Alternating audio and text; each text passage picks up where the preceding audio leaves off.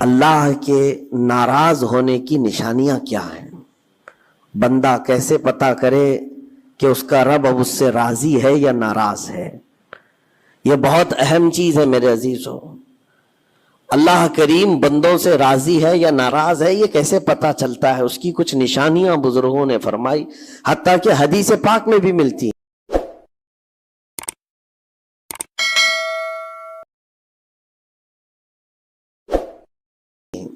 رسول کریم صلی اللہ علیہ وسلم سے بھی پوچھا گیا، اور پھر مولا علی کرم اللہ وجہہ الکریم کے اقوال بھی ہیں۔ آج ہمیں ان چیزوں کی طرف خاص نظر کرنے کی ضرورت ہے۔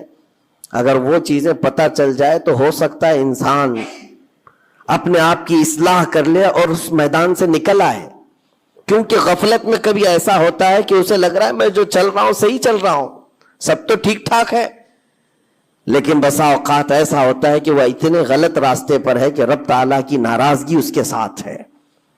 حدیث پاک میں اگر پوچھا گیا تو حدیث میں ایک لفظ سب سے زیادہ ہے، کئی حدیثیں ہیں۔ ابن ابی دنیا میں یہ حدیث منقول ہے، حضور پاک صلی اللہ علیہ وسلم نے فرمایا اللہ کے ناراض ہونے کی سب سے بڑی نشانی یہ ہے کہ جب تم میں سے سب سے برے لوگوں کو تم پر وہ حاکم بنا دے تو سمجھ لو کہ اللہ قوم سے ناراض ہے۔ برے لوگ، آج تو یہ تو لوگوں میں زبان زد ہو گیا ہے جملہ کہ حاکم جو ہوتے ہیں وہ گنڈے ہوتے ہیں، موالی ہوتے ہیں، جو سیاست میں جاتے ہیں، حکومت کرتے ہیں، وہ سب کے سب چھٹے ہوئے بدماشوں میں سے آتے ہیں۔ ایک طرح سے لوگوں میں ایک بات مشہور ہے، اور اس کو تو اب نارملی لیا جا رہا ہے۔ کوئی اچھا آدمی جاتا بھی ہے تو اس کو پوچھا جاتا ہے تجھے کیا ہو گیا کہ تو اس میدان میں آ گیا؟ حالانکہ یہ میدان اتنا بدنام ہوا ہے تو اس کو آپ نارملی نہ لیں، بلکہ رسول پاک صلی اللہ علیہ وسلم فرماتے ہیں اللہ کے ناراض ہونے کی یہ نشانی ہے۔ اور دوسری نشانی فرمایا کہ جب اللہ کریم ناراض ہوتا ہے تو بارشوں کو روک لیتا ہے، بے موسم بارش آنے لگتی ہے۔ اگر بغیر موسم کے الگ الگ انداز سے بارشیں آنے لگ جائیں تو سمجھ لو کہ رب تبارک و تعالیٰ کی غضب کی نشانی ہے اور اس کی ناراضگی کی نشانی۔ پھر تیسری چیز اسی حدیث میں یہ فرمایا گیا کہ رب تبارک و تعالیٰ لوگوں کے رزق سے برکت ختم کر دیتا ہے، اس کی ناراضگی کی یہ نشانی ہے۔ اب برکت ختم ہونے کے طریقے بہت سارے ہیں، اب اس کو میں آپ کو بتاتا ہوں، لیکن مجھے جو بات بہت اہم لگی اور دل پر لگی، مولا علی کرم اللہ وجہہ الکریم ایک بار بیٹھے ہوئے تھے، تسبیح پڑھ رہے تھے، ایک شخص آیا اور بہت بپھرا ہوا تھا، پریشان حال تھا۔ دروازہ کھٹکھٹایا، اندر آیا، مولا علی کرم اللہ وجہہ الکریم نے پوچھا کیا بات ہے، کیوں اتنا پریشان ہے؟ کہا کہ میں لٹ گیا، اتنا برباد ہو گیا ہوں، میں کیا کروں، مجھے کچھ سمجھ میں نہیں آتا۔ یہ کئی لوگوں کی زندگی میں چلتی ہوئی بات میں آپ کے سامنے رکھ رہا ہوں۔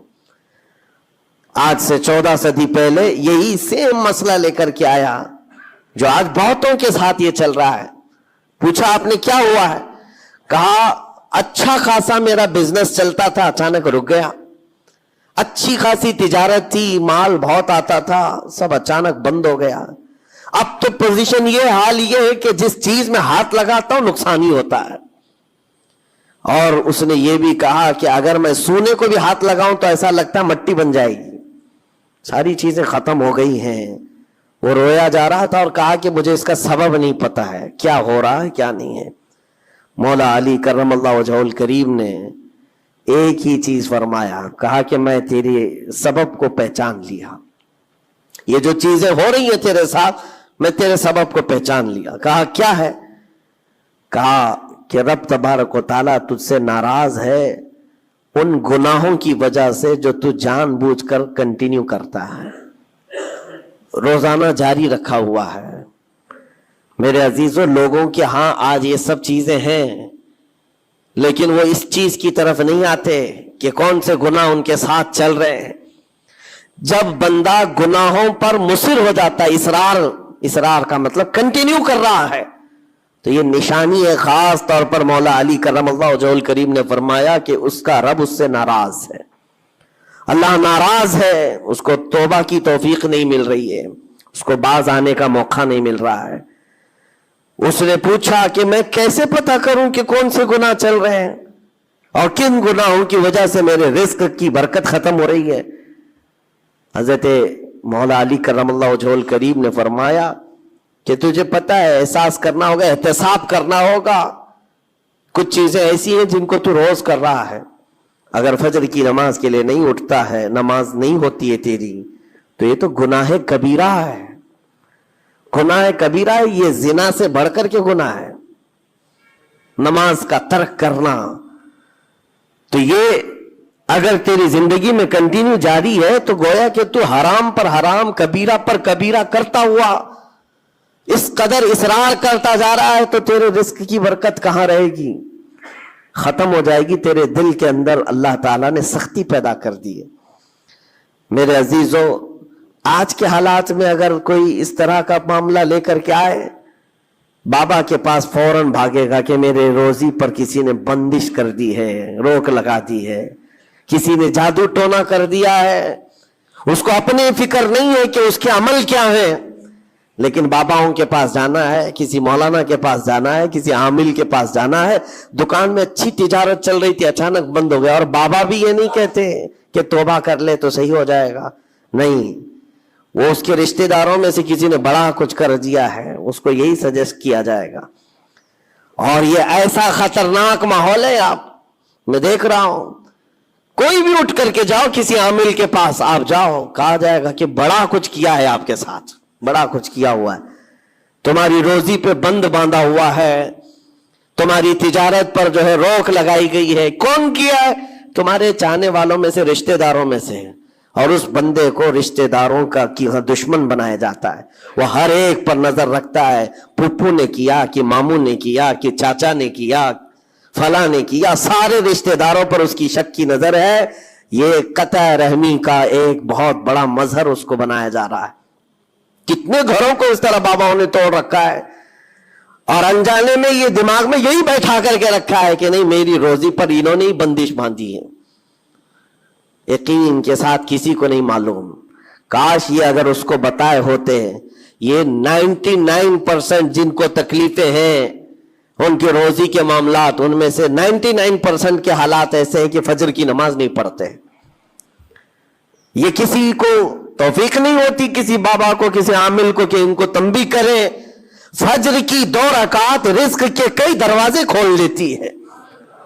میرے آقا صلی اللہ علیہ وسلم کا فرمان ہے، اور تم بستر پر ٹانگ پھیلا ہے سوئے ہوئے ہو، اور پھر شام میں اٹھ کر بابا کے پاس جا کر کہتے ہو بندش ہے، کسی نے باندھ کے رکھا ہے، تم نے خود اپنے اعمال سے باندھا ہوا ہے۔ اور رب تبارک و تعالیٰ فرماتا ہے سورہ فاطر میں، ما یفتح اللہ للناس من رحمت فلا ممسک لہا، اللہ اپنی رحمت سے جس کے لیے دروازے کھولتا ہے کوئی اسے بند نہیں کر سکتا۔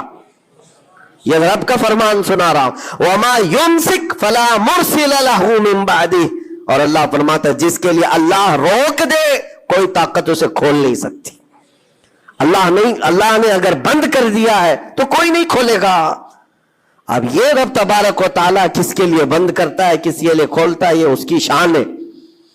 لیکن ساتھ میں ایک بات اور آپ کو بتا دوں، حضرت ابو سفیان ثوری رحمۃ اللہ تعالی علیہ، حضرت سفیان ثوری کا ایک قول ہے، قسوۃ القلوب عقوبۃ للعاصی، یہ گناہ کنٹینیو جو کر رہا ہے اس کی سزا کیا ہے؟ یہ اللہ تبارک و تعالیٰ کے ناراضگی کی نشانی، سزا کیا ہے؟ کچھ لوگوں کو ایسا لگتا ہے مجھے کچھ نہیں ہو رہا ہے، میرا گھر بار سب صحیح ہے، ٹھیک ٹھاک ہے، تو فرمایا اس کی پہلی سزا تو یہ ہے عقوبۃ قسوۃ القلوب، یعنی جو کنٹینیو گناہ کرتا ہے رب تعالیٰ اس کا دل پتھر کی طرح بناتا ہے، سخت ہو جاتا ہے اس کا دل، نہ رب تبارک و تعالیٰ کے نام پر اس کی کبھی آنکھیں بھیگتی ہوئی دکھتی ہیں، نہ عذاب قبر کا اسے خوف محسوس ہوتا ہے، نہ محشر کے دن کی فکر، نہ جہنم کے لپکتے ہوئے شعلوں سے اس کا دل دہلتا ہے، نہیں، دل سخت ہو گیا ہے۔ گناہوں پر جو بندہ کنٹینیو اصرار کرتا جاتا ہے اس کا دل سخت کر دیا جاتا ہے۔ یہ رب تبارک و تعالیٰ کے ناراض ہونے کی نشانی ہے، غضبناک ہونے کی نشانی ہے۔ اور ایک نشانی یہ فرمائی ہے ताबईन ने फरमाया कि अगर बंदे को इबादत करने में मजा नहीं आता तो समझ लो कि रब ताला उससे नाराज है, तौफीक छीन लिया।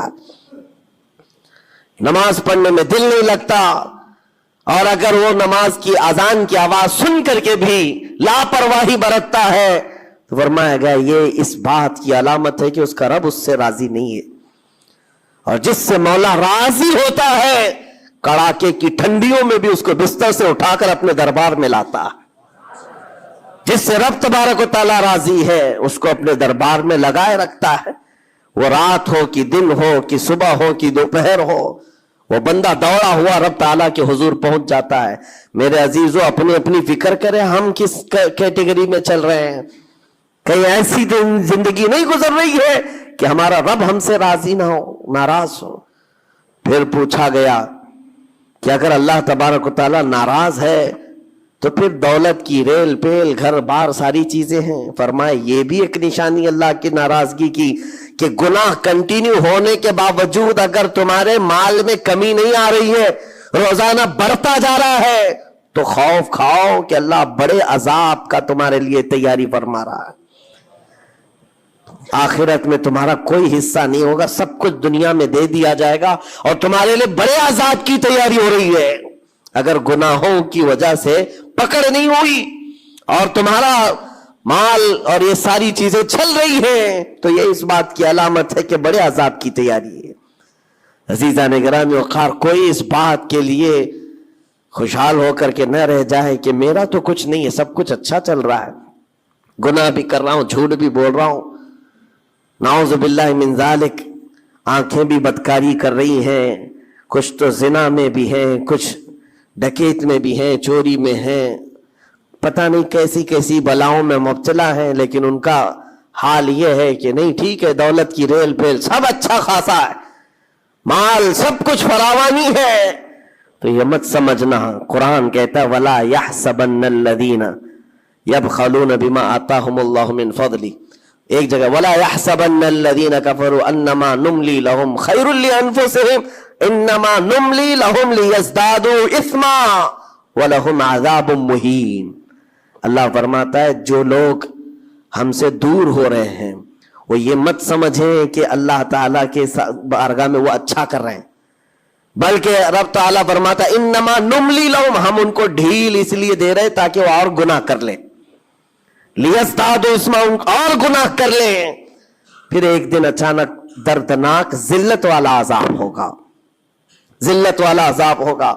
कुरान पाक में रब ताला फरमाता वला तकुनू कल्लज़ीना नसुल्लाह फअंसाहुम अनफुसहुम, तुम उन लोगों की तरह मत होना जो अल्लाह को भूल गए।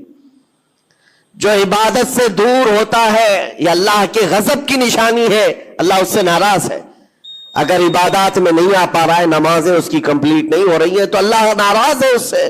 और कुरान में रब ताला फरमाता है, ये सूरह हश्र की आखिरी आयतों में से है, मशहूर आयत, वला तकुनू कल्लज़ीना नसुल्लाह, जो अल्लाह को भूल गए थे वैसे मत बनो, वरना क्या होगा। रब फरमाता फअंसाहुम अनफुसहुम, अल्लाह उनको खुद अपने आप को भुला देगा, यानी तुम्हें ऐसा बना दिया जाएगा कि तुमको खुद याद नहीं होगा तुम कौन हो, भूल जाओगे। क़यामत के दिन भी ऐसे बहुत होंगे जिनको खुद पता नहीं होगा कि क्या थे, बल्कि मरने के वक्त भी कई लोग अपना नाम तक भूल जाते हैं। उनसे पूछा जाए, इसीलिए तो कलमा पढ़ने की तलकीन की जाती है कि आप वहां बैठ करके कलमा पढ़ते रहो, वरना वो भूलता चला जाएगा, भूलता चला जाएगा। ऐसी कैफियत में आता है बंदा कि वो खुद अपने आप को भूल जाता है। और रब ताला फरमाता है कि जिन लोगों ने अल्लाह को भुला दिया, अल्लाह उनको